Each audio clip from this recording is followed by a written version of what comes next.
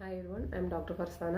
പലർക്കുള്ള ഒരു സംശയമാണ് കഫക്കെട്ടിൻ്റെ പ്രശ്നം വരാതിരിക്കാൻ വേണ്ടി നമ്മൾ എന്തൊക്കെ ഫുഡ്സാണ് ഒഴിവാക്കേണ്ടതെന്നുള്ളത്. അപ്പോൾ അതിൽ ആദ്യത്തേത് പറയുകയാണെങ്കിൽ മിൽക്ക് പ്രോഡക്ട്സ്, പാലുൽപ്പന്നങ്ങളും, അതായത് ചീസ്, അതുപോലെ പനീർ, അതുപോലെ തൈര്, ഇങ്ങനെയുള്ള സാധനങ്ങളൊക്കെ ഒഴിവാക്കുക. പിന്നുള്ളതാണ് നമ്മൾ മധുരമുള്ള ഫുഡ് പ്രോഡക്ട്സ് ധാരാളമായിട്ട് കഴിച്ചു കഴിഞ്ഞാൽ ഇതുപോലെ കഫക്കെട്ടിൻ്റെ പ്രശ്നം കൂടുതലായിട്ട് വരും.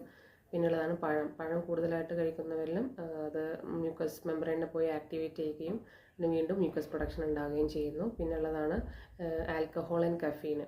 ഇവയ്ക്കും ഇതുപോലെ മ്യൂക്കസ് പ്രൊഡക്ഷൻ കൂട്ടാനുള്ളൊരു കപ്പാസിറ്റി ഉണ്ട്. പിന്നുള്ളത് നമ്മൾ കൂടുതലായിട്ട് സ്പൈസി ഫുഡ്സ് കഴിച്ചു കഴിഞ്ഞാൽ, അതായത് മുളക് പൊടിയൊക്കെ ധാരാളമായിട്ട് കഴിക്കുന്ന ആളുകളുണ്ടെങ്കിൽ അവരിലും ഇതുപോലെയുള്ള കഫക്കെട്ടിൻ്റെ പ്രശ്നങ്ങൾ ഇടയ്ക്കിടയ്ക്ക് വരാറുണ്ട്.